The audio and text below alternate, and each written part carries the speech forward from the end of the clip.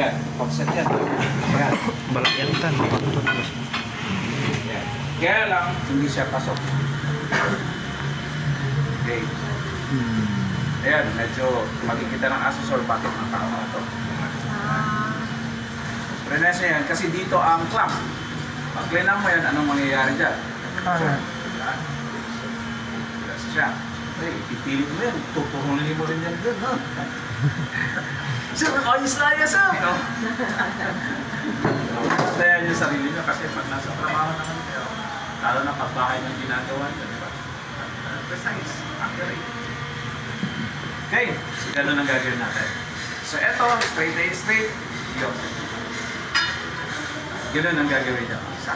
So, yung isa, pwede nyong gawin habang ginagawa nyo, pa-video nyo, tapos post nyo lang sa Facebook na. Para ma-market natin yung school, makatulong tayo sa school. Okay, so yung set ko, paano? Again, siyempre, straight yung tubo. Kumari, straight yan, dire-diretso. Diba? Okay, so asan yung blender natin? Yan! Blender natin. Pareho lang size yun. Isang front lang. Yeah. Yung isang blender. Hindi, balag man, makapal man. Yan. May balag. Ay, ito siya wala na. Wala na.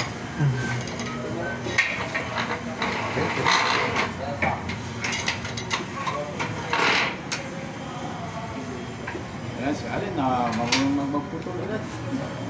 Subukan sir. Diyan.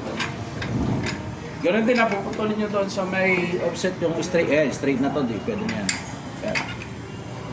Napadala ko yung offset ko, no? Ito ang gagamitin ko is para, kasi sa assessment, wala kayong ganito hindi ganito. Ganun na ganun.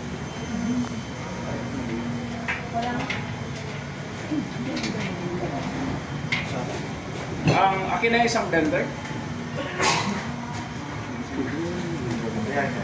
Tayo lang sa LN nyo ang may ganito. Mayaman ang LN nyo. Gusto nyo pag matol sa ginagamit na original.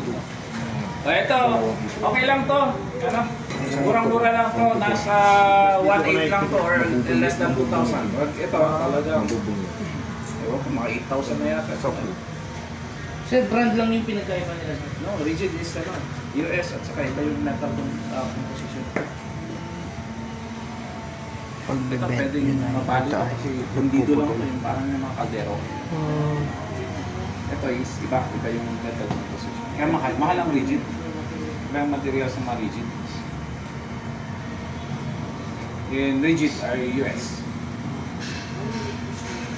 Yan. Degrees na. Yan. Explain ko mamaya. Para tatakal natin yung degrees na yan pag nasa 90 degrees na tayo.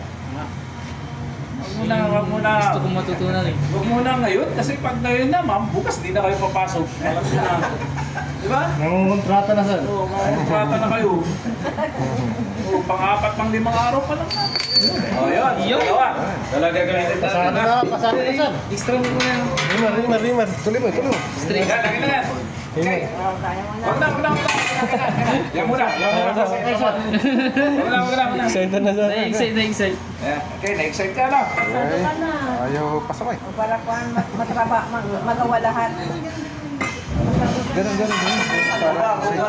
Ang problema lang yung tools kung meron kang panggagamit. Yan, pwede na yan.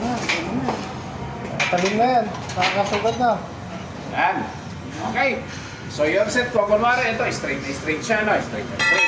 Okay. So,